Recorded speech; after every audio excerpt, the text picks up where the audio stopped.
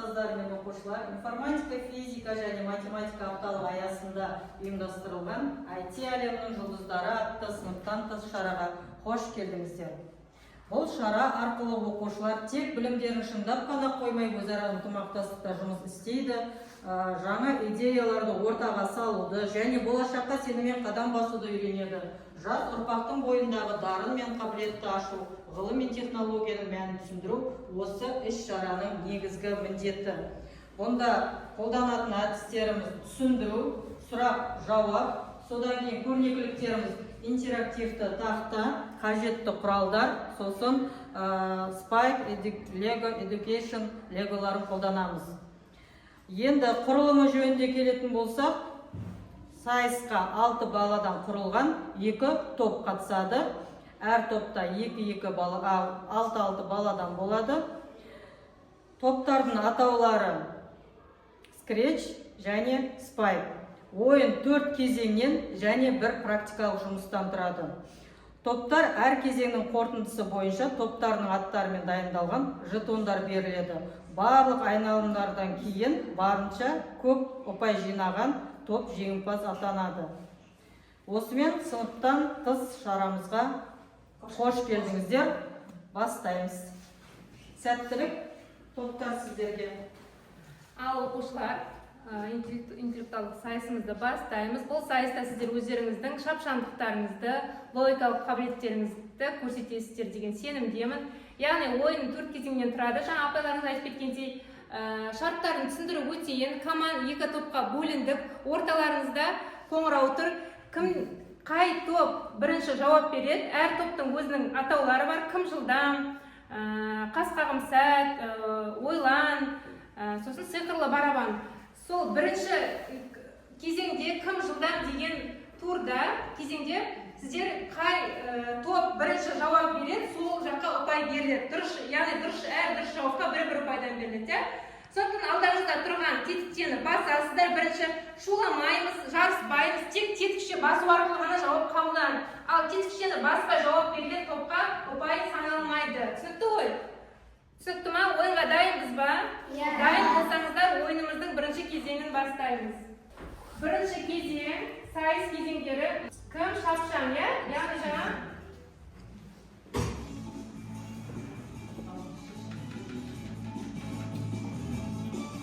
Бастаймыз, дайынбыз ғой? Бірінші топ, екінші топ. Таңдаймыз ал. Бірінші топ. Қайсы номер таңдайсыңдар? Қай санды? 5.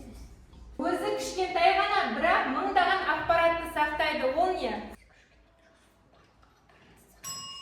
Флешка. Флешка. Береміз сіздерге. Ол ұпайды сіздер санайсыздар.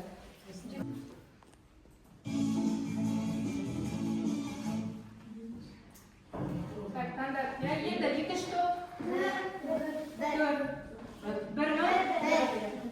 Бағдарламадағы әрекеттер не арқылы құрастырылады? Бағдарламадағы әрекеттер не арқылы құрастырылады? Яғни біз қандай бағдарламаны айтып отырмыз? Scratch бағдарламасы, не арқылы құрастырылады? Айтамын. Блок. Қайда, тексеріп көрейік жауабын. Блоктар, яғни дұрыс жауап,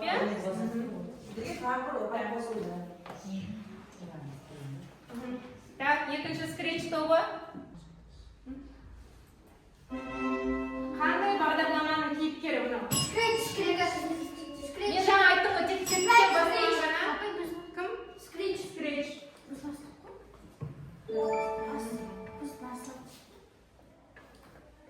Так, Scratch тобы.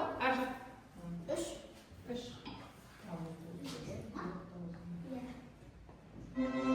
Компьютерге зиян келтіретін бағдарлама. Вирус.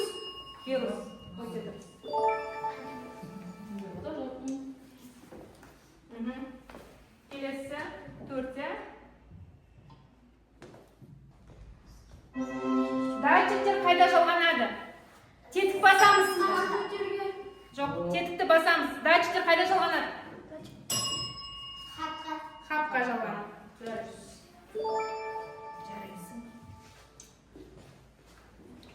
Так, 5-шісі.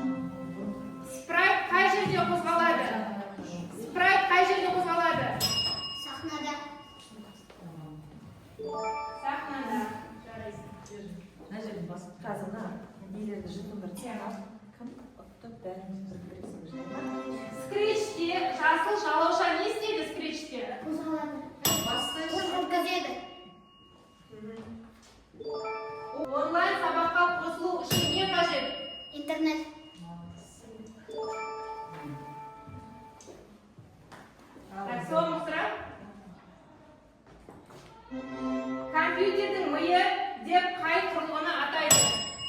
Жүйелік блок.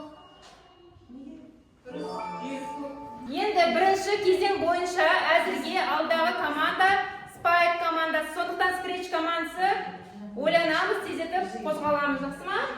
Так, бұл ойында сендер ұяшықтарды таңдайсыңдар. Сосын таңдалған ұяшық бойынша сұрақтарға жауап бересіздер, жақсы ма? Қазір.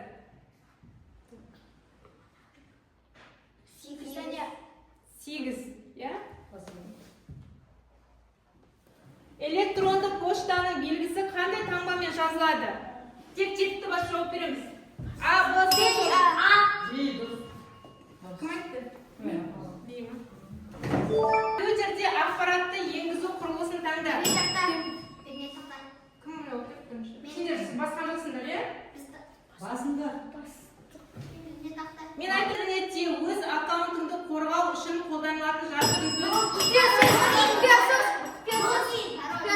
Ал құпиясыз, құпиясыз, иә.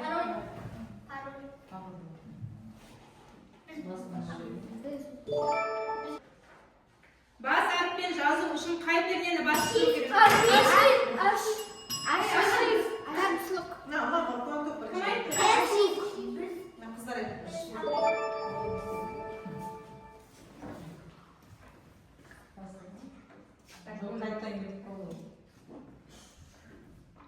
Дыбыс шығаратын құрылғы.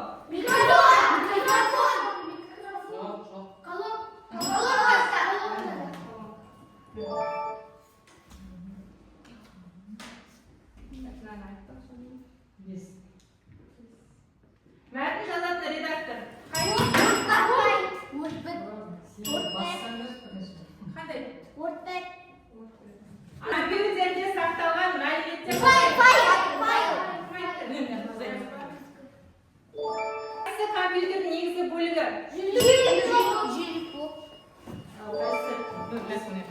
Бір әрекеттің бірнеше рет қайталануы не деп аталады? Ана жақта айтты, иә.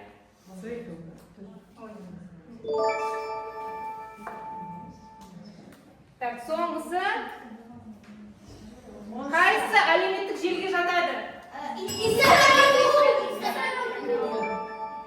Кезеңді. Енді сіздер практикалық кезеңге өтесіздер. Бірінші біз Арктикаға саяхаттатты, легоны құрастырамыз, иә? Бұның мақсаты оқушыларды ойлау қабілетін дамыту, инженерлік дағдыларын жетілдіру және топпен жұмыс істеу, мәдениетін қалыптастыру. Бұл тек ойын емес, болашақтағы ғылыми ізденістерге жол ашатын шығармашылық тәжірибе. Соны сіздер құрасыздар, құрғаннан кейін барып соның программасын енгізу керексіздер.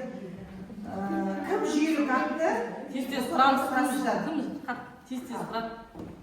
Екі топқа беріліп, бірігіп құрасыздар. Кім жүйелік, және ме? Мына білесіздер ме балдар, мынау хаб болып саналады. Бұл мотор, және мынандай дөңгелектері бар. Жаңағы нелерге қойып тұратын. Мынау сіздерге. Екінші топқа. Так, ана не бойынша.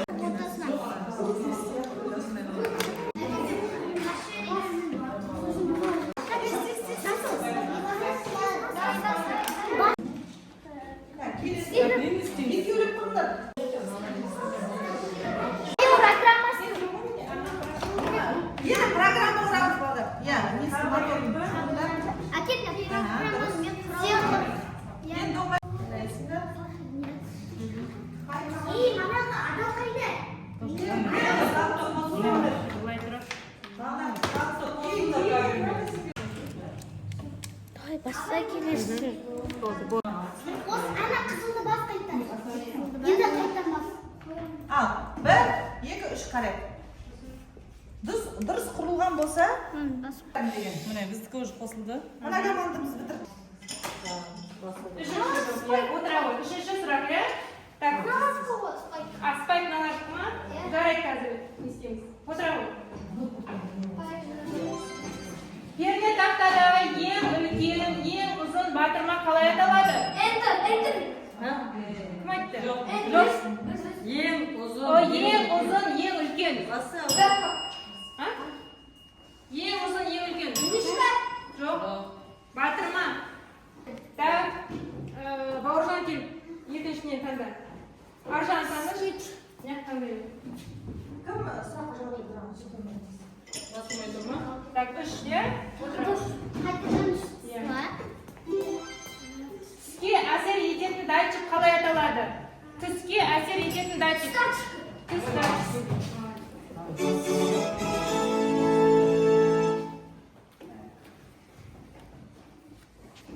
Так, кім тағы?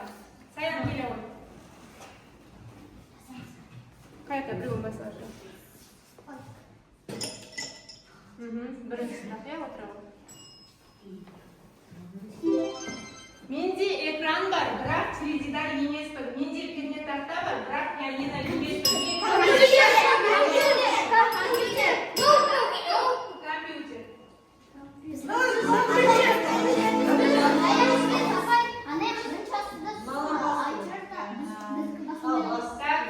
Кім келе ғой?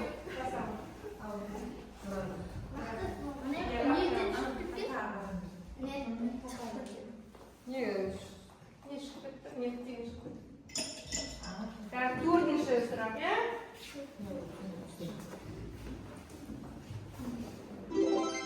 Скретчте мультфильм жасау үшін не қажет? Бұл басын. Мультфильм жасау үшін. Не қажет? Тез. Сахат. Жоқ. Тез уақыт. Мультфильм жасау үшін. Не қажет? Тинкер. Жоқ.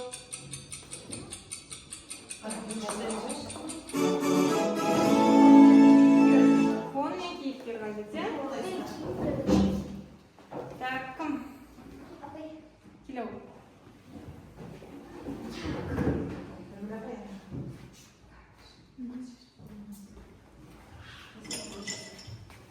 Так, 6. Егер компьютер қатып қалса, не істеу керек? Отыра ғой. Не істеу керек? Егер компьютер қатып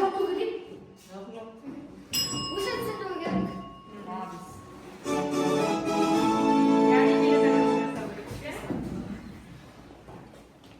Так, кім асыл кел?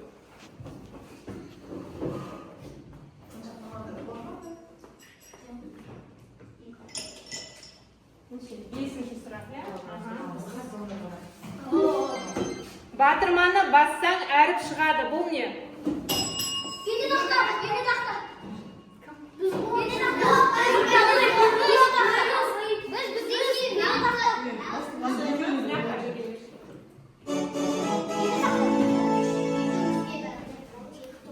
Так, кел, кім яқта?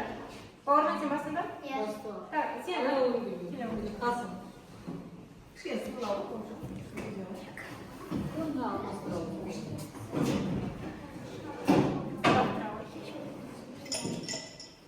Екінші сұрақ. Қолыңмен бассаң, экрандағы жебені қозғалтамыз.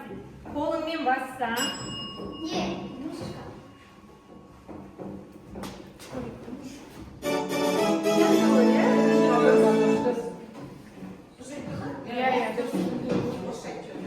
тағы кім? Саян, кет.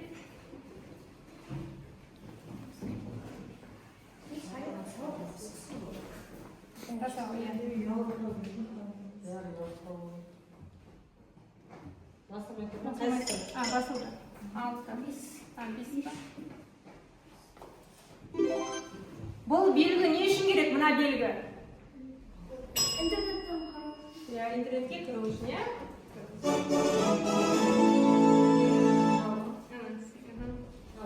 Так, 3 сұраққа кім келе ғой?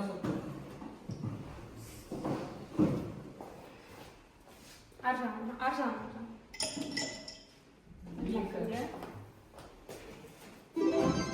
Досың сенен пароліңді сұрайды, сен не істейсің?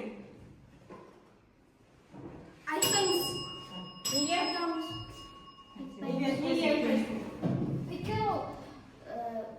Өйткені Мошенник болуы мүмкін. Аккаунт кіріп кетуі мүмкін.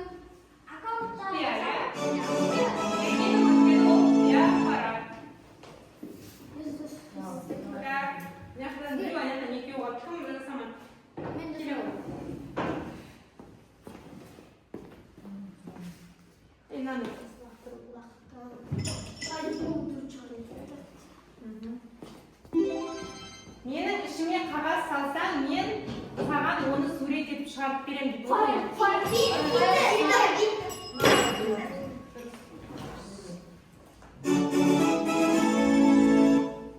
Так, екі сұрақ қалды. Кім келді? Кім?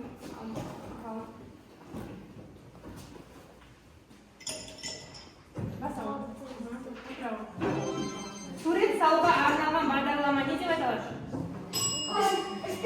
Жоқ, кім айтты? Сен айттың, иә?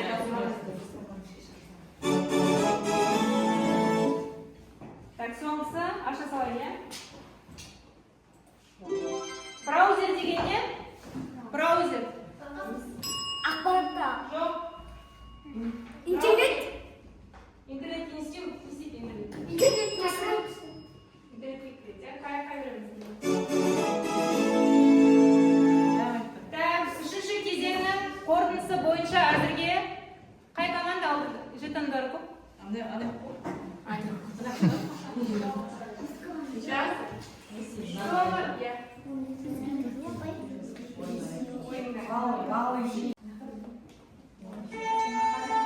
Менде 10 файл бар. Мен оларды бір папкаға салдым. Енді менде неше зат бар? Бір зат бар, иә? Дұрыс, иә. Келесі.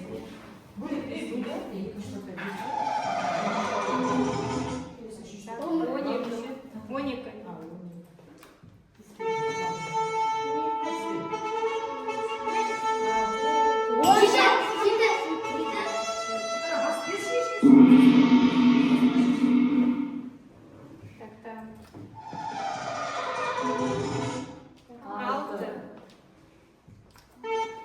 Ақпаратты жазады, бетінде нұры жанады. Перне тақтамен тергенің осы жерден табылады. Почта. Ақпаратты жазады, бетіне нұры жанады. Перне тақтамен тергенің осы жерден табылады. Компьютердің құрылысы. Қайсынан білесіңдер? Сол басқаша не Не деп айтады? экранда басқаша не Не деп айтады? Компьютер.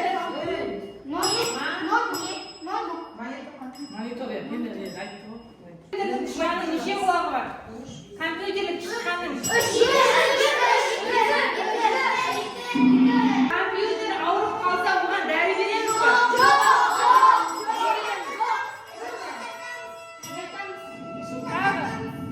Тағы не істейсіздер? Жоқ, тағы. Жоқ. Не орнатамыз?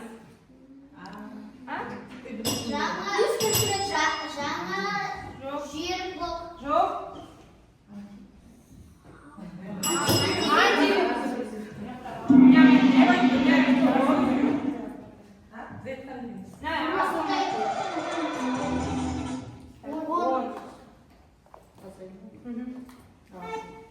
Бір күні әжей бауырсақ пісіріп терезенің алдына суытуға қояды. Біраздан соң келіп қараса, бауырсақ қашпапты. Әжей қандай амал қолданған? Бетін жауып болған. Яғни, төрт бұрыш болғанда, төрт бұрыш болып пісіріп қойғанда домалақ қашылмаған ғой. Домалақ болып пісіргенде, дөңгелек болып пісіргенде ол қашып кеткен, яғни төрт бұрыш болып пісіріп қойған. Қандай сөз шығады? Тез мына сөздерден. Қандай сөз шығады? Колонка. Кім айтты? Қасым айтты. Колонка.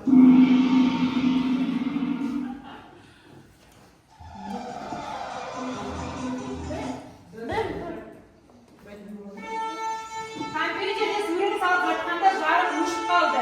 Жарық қайта қосылғанда сурет орнында жоқ болып шықты. Мұнда компьютер кінәлі ме, әлде пайдаланушы адам кінәлі ме? Жоқ, неге? Дұрыс сақтаған жоқсың.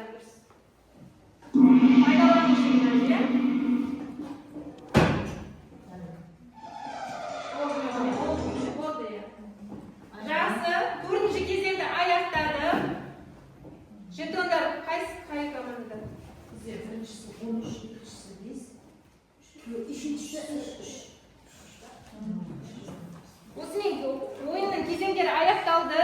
Сіздерге оқушылар көп рахмет. Осындай ойынға қатысып, өздерінің шапшаңдықтарыңды, алғырлықтарыңды, логикалық қабілеттеріңді көрсеткендеріңізге көп рахмет.